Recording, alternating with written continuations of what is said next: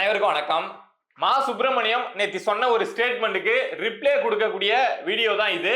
என்ன சொல்லியிருந்தாரு அப்படின்னா, தமிழ்நாட்டுல வந்து ஜீரோ கஞ்சா அப்படிங்கிற நிலைய திராவிட முன்னேற்ற கழகம் ஆட்சிக்கு வந்ததுக்கு அப்புறம் கொஞ்சம் கொஞ்சமா செயல்படுத்தி இப்ப தமிழ்நாட்டுல வந்து கஞ்சாவே கிடையாது அப்படின்னு மா சுப்பிரமணியம் அவர்கள் சொல்லியிருக்காங்க.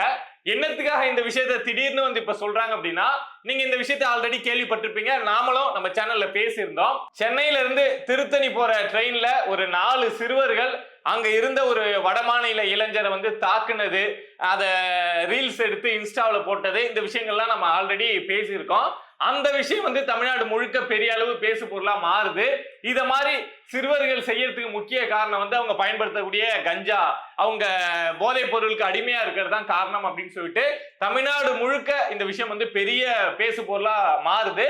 அந்த நேரத்துல எல்லாருமே திமுக மேல ஒரு குற்றச்சாட்டு அப்படிங்கிறத வைக்கிறாங்க. திமுக ஆட்சிக்கு வந்ததுக்கு அப்புறம் தான் இங்க இந்த போதைப் பொருள் நடமாட்டம் அப்படிங்கிறது அதிகமாயிடுச்சு. எல்லா ஆட்சியிலும் இருக்கும், பட் திமுக வந்ததுக்கு அப்புறம் அது அதிகமாயிடுச்சு அப்படின்னு சொல்லி ஒரு குற்றச்சாட்டை வைக்கிறாங்க.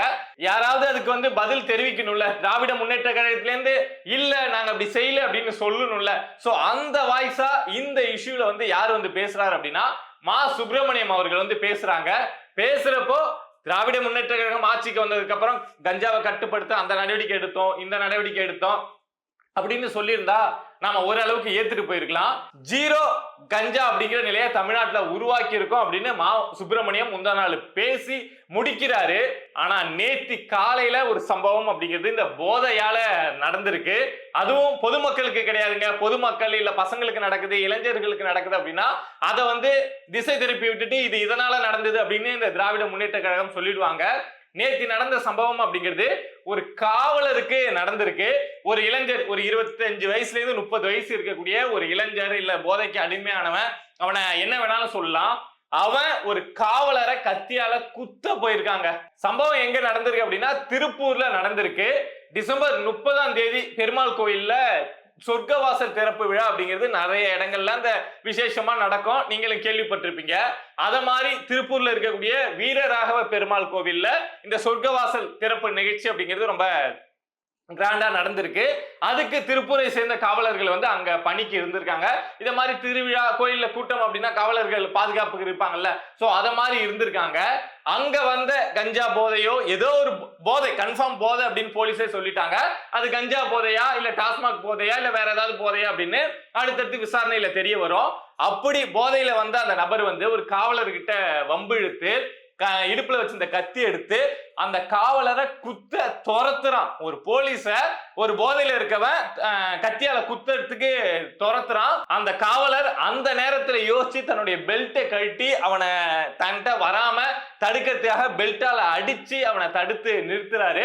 அதுக்கப்புறம் கோவில் திருவிழா மாதிரி இருக்கக்கூடிய இடம் இல்லையா, அங்க மத்த காவலர்கள் இருப்பாங்கல்ல, சோ அவங்க எல்லாம் வந்து அந்த போதையில இருந்தவனை பிடிக்கிறாங்க. கொஞ்சம் அந்த காவலர் வந்து சுதாரிக்காம இருந்திருந்தாரு, கொஞ்சம் அலட்சியமா இருந்திருந்தாரு அப்படின்னா கண்டிப்பா அந்த போதையில அந்த காவலரை குத்திருப்பான். இதுக்கு முன்னாடி இந்த மாதிரி நிறைய சம்பவங்கள் நம்ம பார்த்திருக்கோம். காவலரை போதையில இருக்கவன் வெட்டி கொண்ட சம்பவத்தையே நம்ம தமிழ்நாட்டுல பார்த்துட்டோம். அத மாதிரி ஒரு சம்பவம் நேத்தி அந்த கோவில்ல நடந்திருக்கும். பட் கூட காவலர்கள்லாம் இருந்ததுனால அவனை தடுத்து பிடிச்சி அதுக்கப்புறம் அவனை செக் பண்ணியிருக்காங்க. செம்ம போதையில இருந்திருக்கான் அப்படிங்கிற விஷயம் தெரிய வந்திருக்கு. இது இல்லாம மிளகா பொடி இத மாதிரிலாம் வச்சிருந்திருக்கான். அப்படி அங்க வந்திருந்தான் அப்படின்னா என்ன காரணத்துக்காக வந்திருப்பான்? ஒரு கூட்டமான இடத்துக்கு ஒரு போதையில ஒரு திருட்டு பய வரான் அப்படின்னா எதுக்காக வருவான்? மிளகா பொடி எடுத்துட்டு எதுக்காக வருவான்? தூவி விட்டு நகை விற்கிற விலைக்கு ஏதாவது செயின் அறுத்துட்டு போலாம், யார் தாலியாவது அறுத்துட்டு போலாம் அப்படின்னு தான் வருவான். சோ அப்படிதான் நேத்தி அந்த நபர் வந்திருக்கான். சரி, மா சுப்பிரமணியம் சொல்ற மாதிரியே சும்மா ஒரு பேச்சுக்கு சொல்றாங்க, ஜீரோ கஞ்சா அப்படிங்கிற நிலையை தமிழ்நாட்டுல உருவாக்கிட்டாங்க அப்படின்னா அப்பயும் இந்த குற்ற சம்பவம் நடக்குது அப்படின்னா வேற எந்த போதையால நடக்குது? இந்த டாஸ்மாக் போதையால நடக்குதா அப்படிங்கிற ஒரு கேள்வி வருது இல்ல. அப்படி இந்த டாஸ்மாக் போதையால தான் இந்த மாதிரி சம்பவங்கள் நடக்குது அப்படின்னா டாஸ்மாக்கையும் ஜீரோ டாஸ்மாக் அப்படிங்கிற நிலையை தமிழ்நாட்டில் உருவாக்கிட்டு போக வேண்டியதானே? என்னமோ நாமெல்லாம் பைத்தியம் மாதிரியும் இவங்க மேல போய் உக்காந்துட்டதுனால இவங்க மட்டும்தான் அறிவாளி மாதிரியும் இவங்க எது சொன்னாலும் மக்கள் நம்பிடுவாங்க, என்ன பொய்ய என்ன விளம்பரத்தை செஞ்சாலும் மக்கள் நம்பிடுவாங்க அப்படின்னு நினைச்சுக்கிட்டு வாய்க்கு வந்ததை ஜீரோ கஞ்சா அப்படின்னு ஒரு அமைச்சர் வந்து சொல்றாரு தமிழ்நாட்டுல அப்படின்னா அதை நினைச்சு பாக்குறதுக்கு இவங்களாம் நம்மள எந்த அளவுக்கு முட்டாளா நினைச்சிட்டு இருக்காங்க அப்படிங்கிற கோபம் தான் வருது. ஒவ்வொரு கிராமத்திலயும் சரி, டவுன்ல சிட்டிலன்னு சொல்லிட்டு எல்லா தெருக்கள்லயும் கஞ்சா அப்படிங்கிறது ரொம்ப ஈஸியா கிடைக்கக்கூடிய ஒரு பொருளா அந்த திராவிட முன்னேற்ற கழகம் ஆட்சிக்கு வந்ததுக்கு அப்புறம் ஆயிருக்கு, நடந்திருக்கு அப்படிங்கிறது எல்லாருக்குமே தெரியும். ஏன்னா எல்லாருமே நீங்க போயிட்டு ரேண்டமா ஒரு 10 பேர்ட்ட கேட்டீங்க அப்படின்னா அதுல ஒருத்தவங்களுக்கு வந்து கண்டிப்பா இந்த இடத்த கஞ்சா விக்குது, இந்த இடத்த கஞ்சா கிடைக்குது அப்படிங்கிற விஷயம் தெரிஞ்சிருக்கும். அந்த அளவுக்கு கஞ்சா நடமாட்டம் அப்படிங்கிறது தமிழ்நாட்டுல அதிகமாயிருக்கு. அதோட வெளிப்பாடாதான் நம்ம குற்ற சம்பவங்கள் வந்து இந்த அளவுக்கு திமுக ஆட்சியில அதிகமா இருக்கிறத நம்ம பாக்குறோம். இதுக்கு முன்னாடி வாக்குறுதியில 98% நிறைவேற்றிட்டோம் அப்படின்னு சொன்னாங்க. சென்னையில மழைநீர் வடிகால் பணி வந்து 99% சரியா போயிடுச்சு அப்படின்னு சொன்னாங்க. ஆனா இவங்க எத்தனை சதவீதம் வாக்குறுதியை நிறைவேற்றிருக்காங்க அப்படின்னு நமக்கு தெரியும். சென்னையில மழைநீர் வடிகால் பணி வந்து எந்த அளவுக்கு முடிஞ்சிருக்கு அப்படின்னு மழை வந்து நமக்கு உணர்த்திட்டு போயிடுது. சோ அதே மாதிரி தமிழ்நாட்டை 99% 90% கஞ்சா மாநிலமா மாத்திட்டு இப்ப வந்து ஜீரோன்னு ஒரு நம்பரை இந்த மா சுப்பிரமணியம் அவர்கள் வந்து தூக்கிட்டு வந்திருக்காங்க.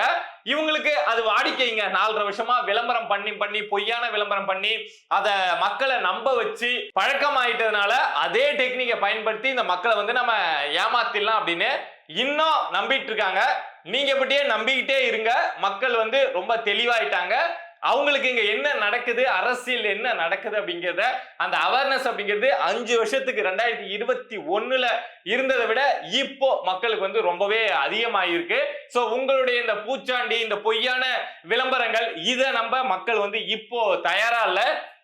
இப்ப கூட அந்த திருத்தணி ட்ரெயின்ல வந்து ஒரு வடமாநில இளைஞர் வந்து தாக்கப்பட்டார்ல, அந்த சம்பவத்துல கூட அரசியல் செய்யணும் அப்படிங்கிறதுக்காக திமுக என்ன பண்றாங்க அப்படின்னா அந்த நபர் வந்து மருத்துவமனையில சேர்க்கப்பட்டிருக்காரு. அந்த நபரை உடனடியா அவசரமா டிஸ்சார்ஜ் பண்ணி இது வந்து ஒரு பெரிய இஷ்யூவா மாறிடக்கூடாது அப்படிங்கிறதுக்காக என்னென்ன வேலைலாம் பண்ண முடியுமோ பண்ணிட்டு இருக்காங்க.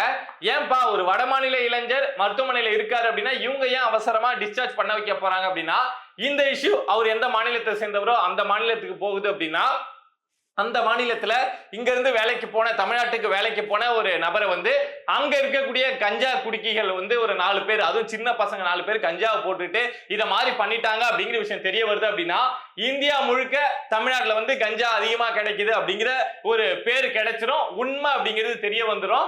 மத்திய அரசுக்கு இன்னும் இங்க இருக்கக்கூடிய திமுக ஆட்சி மேல ஒரு கோபம் அப்படிங்கிறது வந்துடும். அப்படிங்கிறதுனால இத மாதிரி ஒரு சம்பவம் நடந்தது அப்படிங்கிறது அந்த அடிப்பட்ட அந்த நார்த் இந்தியன் இருக்கார் இல்லையா, சோ அவருடைய மாநிலத்துக்கு தெரியாம என்னென்ன வேலைகள்லாம் பார்க்க முடியுமோ அவரை வந்து யாருகிட்டையும் சொல்ல விடாம என்னென்ன வேலைகள்லாம் பார்க்க முடியுமோ அந்த அளவுக்கு பார்த்திருக்காங்க.